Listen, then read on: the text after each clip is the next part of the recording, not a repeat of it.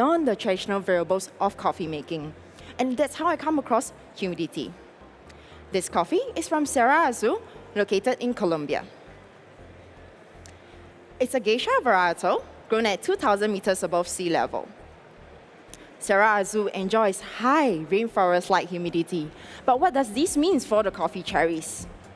It slows down the maturation process, allowing it to produce more sugars, resulting in a sweet and viscous cup of coffee for you. After harvest, the coffee cherries go through a 7-day anaerobic natural process, where cherries are kept in a sealed tank with the absence of oxygen in a controlled temperature room. Under these anaerobic conditions, the cherries produce tartaric acid, which you will experience like red grape in your cup. And with the long fermentation hours, it brings out the smooth and round body, just like milk chocolate. Coming to the roasting of this coffee, the environment is important too, particularly humidity. As the amount of water vapor in the room will affect how efficiently heat is transferred from the drum to the bean itself. Therefore, to break down the sugars and the acids in a dense varietal like geisha, we roasted this coffee in a controlled humidity room, and this helps to ensure that we break down the sugars and the heat penetrates through the green itself.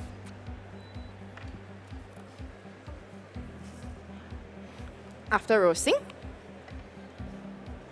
we kept the coffee with silica gel. This helps to prevent the coffee from gaining any additional moisture during the degassing phase. Maintaining low moisture content in the roasted coffee keeps the coffee brittle, and this helps to give us a more narrow and even grind size distribution when we grind the coffee. So today, I'm using 32 clicks on the Comandante, a coarse grind, and I sieve away all the fines. This will help to give me a clean and juicy cup, just like red apple juice as the coffee cools. I'm using 15 grams of coffee to 240 grams of water, a ratio of 1:16. With this brew ratio, I'm able to achieve the lingering lemonade and cacao nib finish.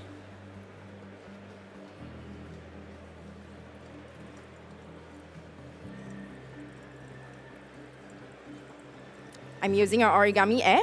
As plastic, it's a great insulator of heat. It helps me to maintain a stable brewing temperature throughout my brew. Accompanied with the conical shade filter paper, it allows me to have full control over my flow rate, providing me a more dynamic cup profile.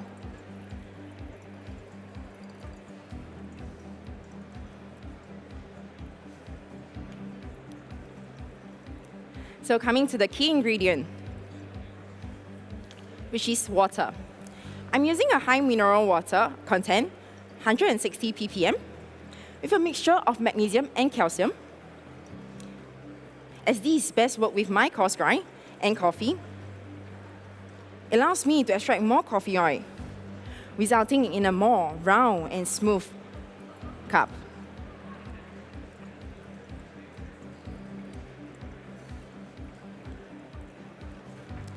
And I've split my pours into 4 pours, 60 grams, 70, 50, and 60. With fresh water introduced into my brew bed each time, it gives the coffee flavor clarity in a complex coffee like this one.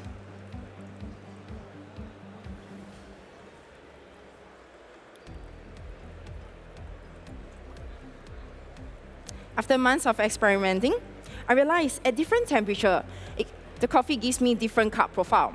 So to make my coffee complex, I'm using a dual temperature for my brew, 91 for my first two brew, and 70 for my last.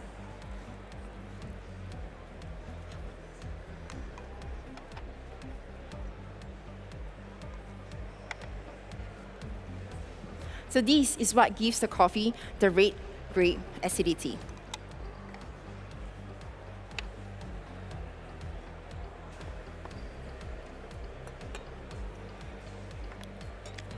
So, coming to the most enjoyable part of today, which is your taste and aroma experience. I'm sure you're excited. So I prepared all the cards in front of you with all the tasting notes that you need for later on. So feel free to bring it back with you as reference. As your brewer, I have no control over the environment that we have in the exhibition hall today, where humidity is low and dry. It puts us in a less optimal environment to taste and smell. But I've got you covered.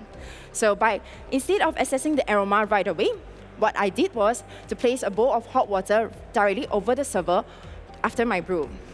With these, I'm able to create a micro-controlled environment within the server. And what this does is it helps to maintain the heat and create more water vapor. Thus, it helps to enhance your sensory experience and making all the aroma more pronounced.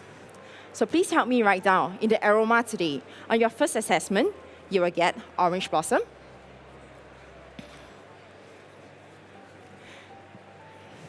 On your second assessment, you will get cacao nib and kiwi.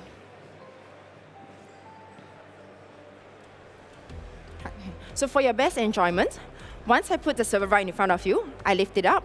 Please give it 3 swirls before every assessment and take at least 2.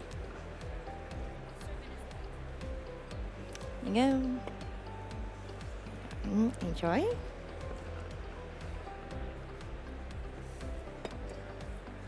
Enjoy.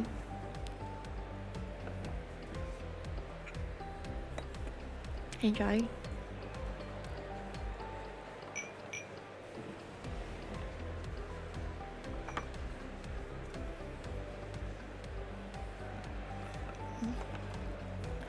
Hey. Right. So when it comes to tasting, I've also prepared something special for you because of the environment that we are put in. So I've chosen to use a barrel cup, which has a big body and narrow diameter. What this does, it helps to focus the liquid on the center of your tongue to enhance your experience. So in the flavors today, when it's hot, you will get red cherry, and dark chocolate, which will remind you of a black forest cake.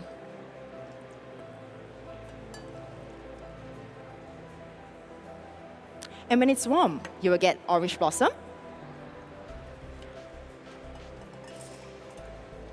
mandarin orange, and white grape.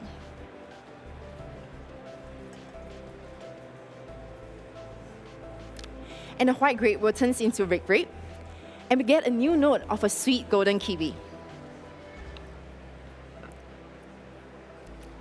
In the aftertaste, you will get red grape when it's hot, lemonade when warm, and it turns into a lingering cacao nib. In the acidity, it's medium, tartaric, which reminds us of red grape. And when it's warm, it turns into lemonade, like a citric, a medium citric.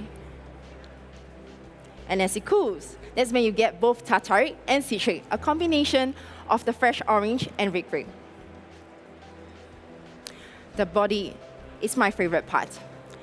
It's round when it's hot and turns smooth like a milk chocolate as it turns warm, and it cools off into a juicy red apple juice. Overall, this is a very sweet and balanced cup. So for your best enjoyment today, please drink directly from the cup that I've specially prepared for you. As a brewer, I often challenge myself to explore the different variables, and it was you that always encouraged me to explore different variables in coffee making to make it best possible experience for us. I hope you enjoy yourself. Thank you so much. Time. Thank you.